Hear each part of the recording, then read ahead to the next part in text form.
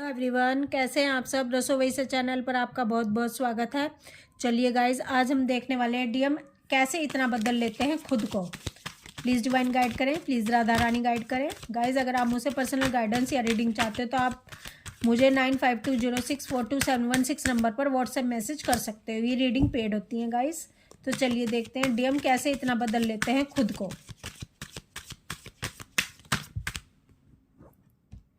Card आया है 8 of wands का,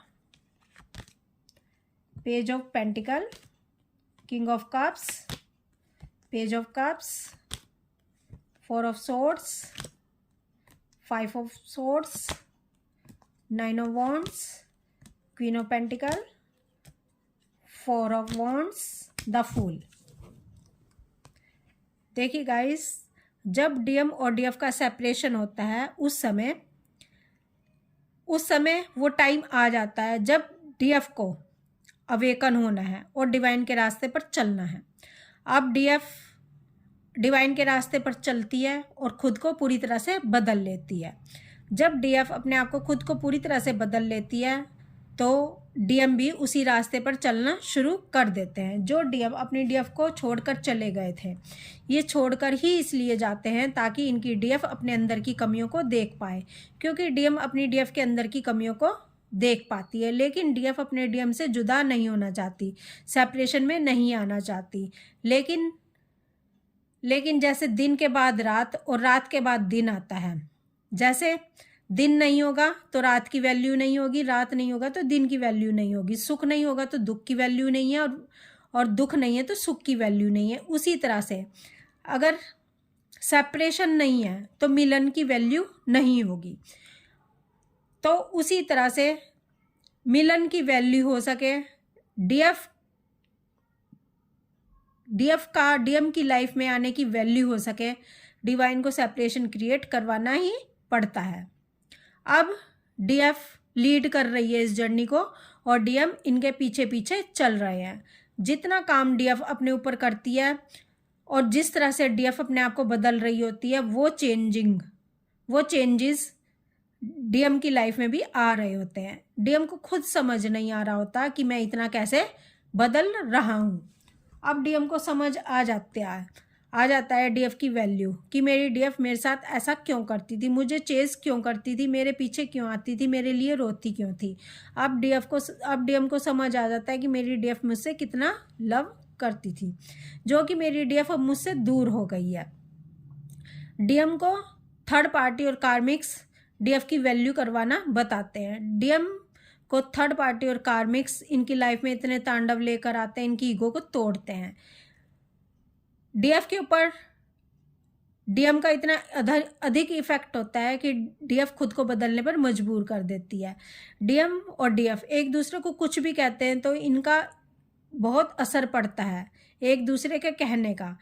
अगर इनको कोई दूसरा कुछ भी कहे तो डीएम और डीएफ उसको इग्नोर कर सकते हैं, लेकिन डीएम और डीएफ जब एक दूसरे को कुछ कहते हैं तो ये इग्नोर नहीं कर सकते उस बात को। ये अकेले में जाकर चिंतन मनन करते हैं कि मेरी डीएम और डीएफ ने ऐसा क्यों कहा है। तो अब जब डीएम इनको छोड़ देते हैं तो इसका डीएफ पर बहुत गहरा इफेक्ट पड़ता है। अब डीएफ अपने डीएम को पाने के लिए डिवाइन के रास्ता पकड़ लेती है।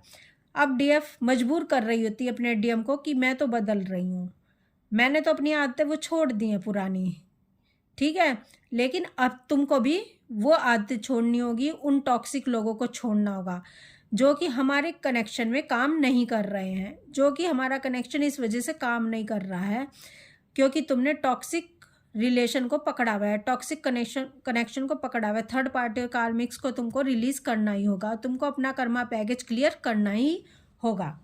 जब डीएम अपना कर्मा बैगेज क्लियर करते हैं और स्पिरिचुअलिटी में ये भी कूद पड़ते हैं, इनको भी डिवाइन की तरफ से मैसेज मिल रहे होते हैं, इनको भी डिवाइन की तरफ से सारे साइन सिम्टम्स मिल रहे होते हैं, इनको भी अपनी डीएफ की वैल्यू का पता चल जाता है।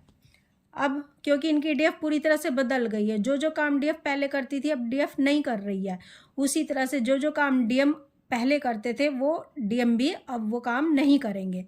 अब डीएफ देख सकती है कि 2 साल पहले वो कैसी थी जब वो इनर वर्क नहीं करती थी, या 1 साल पहले कैसी थी जब वो इनर वर्क नहीं करती थी।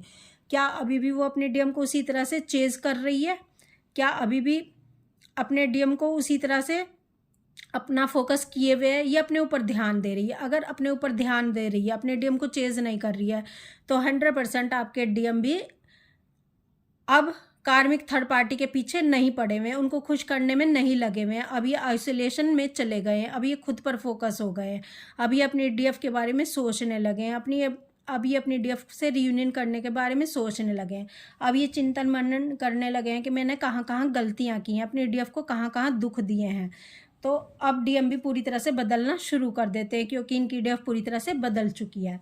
तो इनकी लाइफ में इतना बड़ा बदलाव किस लिए आता है? क्योंकि कार्मिक थर्ड पार्टी इनकी लाइफ में तांडव क्रिएट करते हैं, इनकी ईगो को तोड़ते हैं और मजबूर करते हैं डीएफ की तरफ आने के लिए। और डीएफ की लाइफ में इतना बड़ा बदलाव किस लिए आया? क्योंकि इनके जो डीएम है वो इनकी कमियों को देखते हैं, उनको पता चलता है कि मेरी डीएफ के अंदर इतनी कमियां हैं और इसके अंदर बिल्कुल भी सेल्फ लव नहीं है, ये खुद से प्यार बिल्कुल भी नहीं करती है, ये हमेशा देने में लगी रहती है, भले ही ये खुद भी दुख में हो, भले ही इसके पास वो चीज़ हो भी ना, लेकिन ये फिर भी कोशिश करती रहती है कि मैं उसको वो चीज़ दे दूँ। ये अपने साथ न्याय नहीं करती है, ये दूसरों के साथ न्याय करने में लगी रहती है।